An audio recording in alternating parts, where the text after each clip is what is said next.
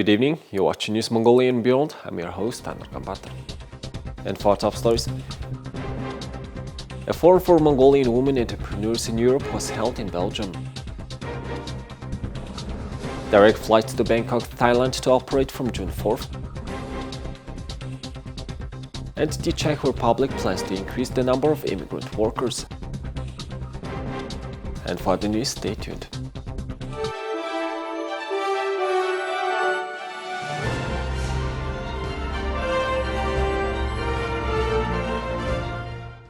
A business forum for Mongolian women entrepreneurs in European countries was held in Belgium. The event was attended by Mongolian representatives from 15 countries who delivered impactful speeches. The highlight of the forum was the announcement of the Best Businesswoman of the Year. Highlighting the government's announcement of 2023, 2024 and 2025 as the years to visit Mongolia, the forum discussions included the recovery and development of the tourism industry after the COVID-19 pandemic. The forum also focused on addressing and exploring new trends, policies, economic challenges, and opportunities. A conference was also organized to discuss women's contributions to education. Representatives from 15 countries gathered for a 3-hour session to discuss various topics. The primary focus was creating employment opportunities in the tourism sector and fostering cooperation between Mongolian women and Mongolians living abroad in the country's development, with a particular emphasis on the tourism industry. The participants actively engaged in productive discussions, sharing their experiences and insights. The meeting proved to be highly efficient and rewarding in terms of the outcomes achieved.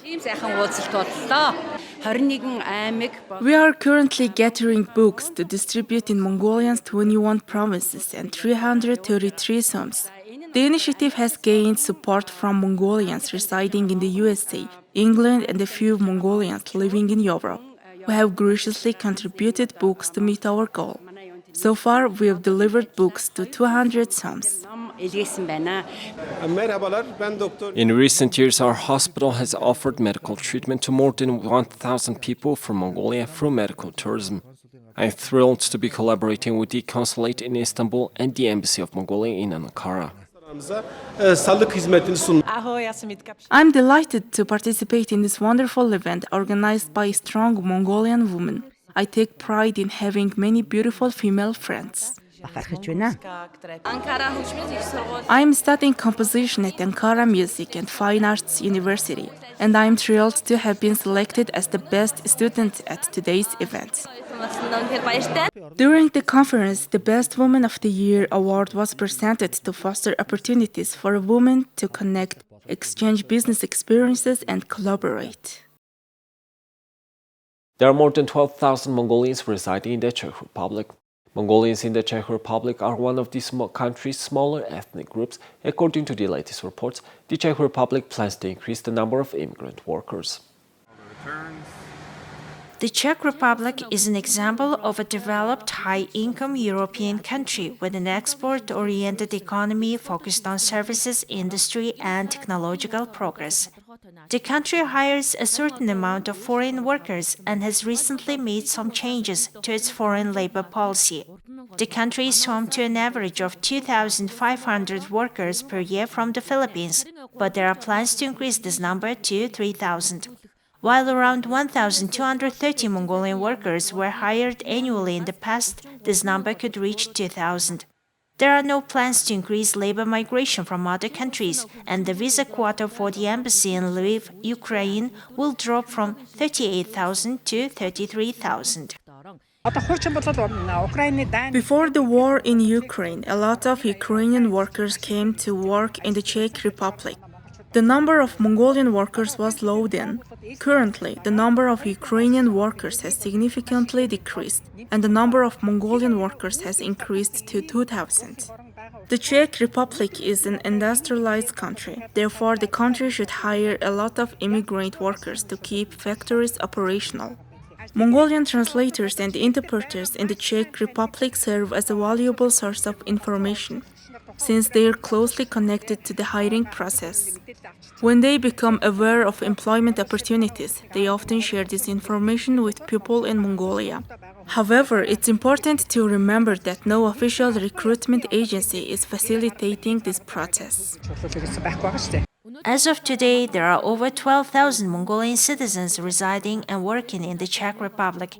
The Czech Republic issues work visas to approximately 1,000 Mongolian citizens per year. Mongolians mostly work in factories, particularly vehicle equipment, leather processing, and sewing factories, but the demand for agricultural workers has increased.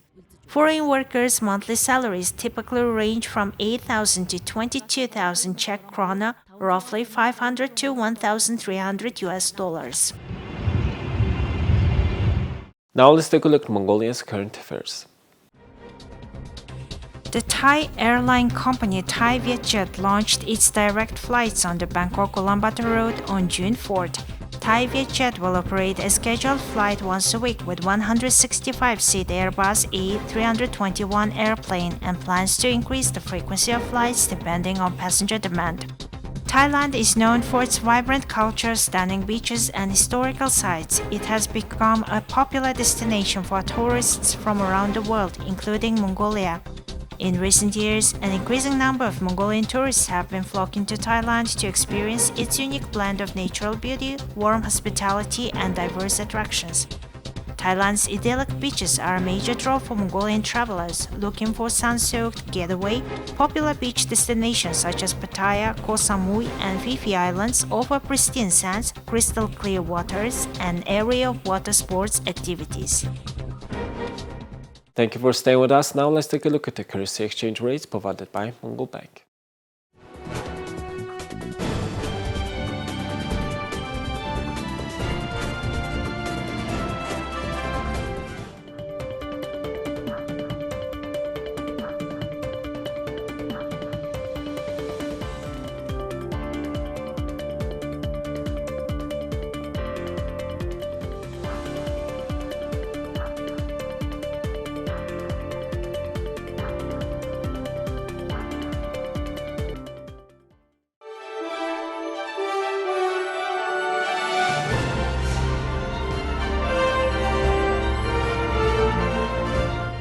Here's the international news from our partner agencies. Germany and Indonesia agreed on Monday to strengthen their defense cooperation and plan a joint military exercise with other countries in the region. German Defense Minister Boris Pistorius discussed the growing ties in a meeting with his Indonesian counterpart Prabowo Subianto in Jakarta. Pistorius said that the two sides talked about the possibility of having a deal about some submarines. They also talked about the two minesweepers which are already on the way to Indonesia. Germany and Indonesia are also planning a joint military exercise with other regional partners, but no details have been disclosed. Both ministers attended the Shangri-La Dialogue in Singapore, Asia's annual Defense and Security Forum, where U.S. Defense Secretary Lloyd Austin on Saturday criticized China's bullying or coercion in the Indo-Pacific region, including tensions over Taiwan and the South China Sea. China's Defense Minister General Li Shangfu said at the conference that the U.S. has been deceiving and exploiting Asia-Pacific nations to advance its own self-interests to preserve its dominant position. The European Union is pushing online platforms like Google and Meta to step up the fight against false information by adding labels to text, photos, and other content generated by artificial intelligence, a top official said Monday. Good morning, everyone. Welcome to European Union Commission Vice President Vera Jourova said the ability of new generation of AI chatbots, which include ChatGPT, to create complex content and visuals in seconds raises fresh challenges for the fight against disinformation. Jourova said she asked the tech companies that have signed up to the 27-nation bloc's voluntary code of practice on combating disinformation to dedicate efforts to tackling the problem. Signatories who integrate generative AI into their services like Bing Chat for Microsoft, Bard for Google, should build in necessary safeguards that these services cannot be used by malicious actors to generate disinformation, And second, signatories who have services with a potential to disseminate AI-generated disinformation should in turn put in place technology to recognize such content and clearly label this to users.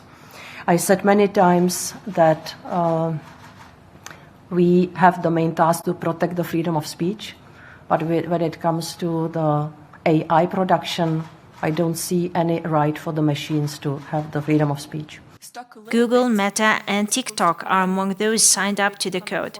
Online platforms that have integrated generative AI into their services, such as Microsoft's Bing search engine and Google's Bard chatbot, should build safeguards to prevent malicious actors from generating disinformation, Jourova said at a briefing in Brussels.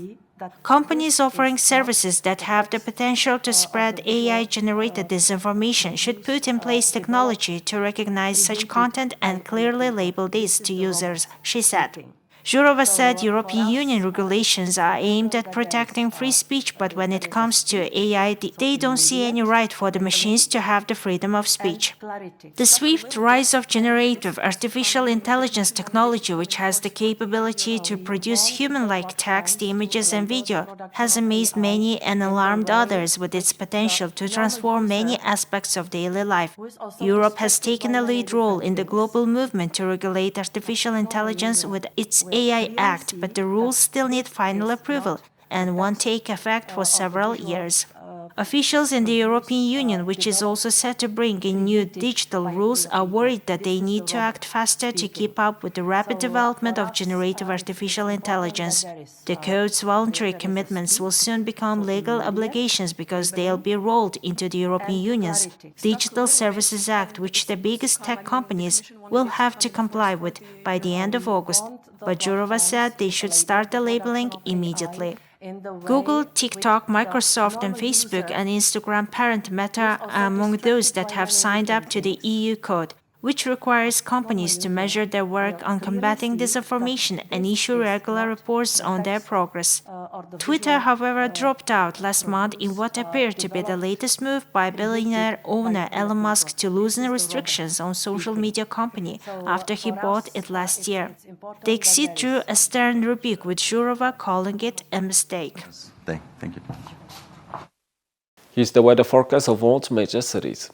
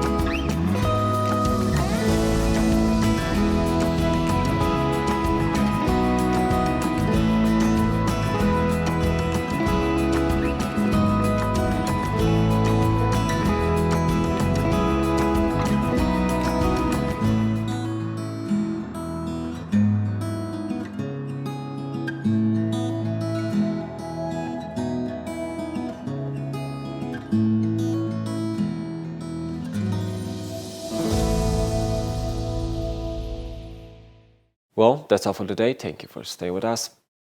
We'll see you tomorrow with more news and updates. Have a nice evening. Goodbye.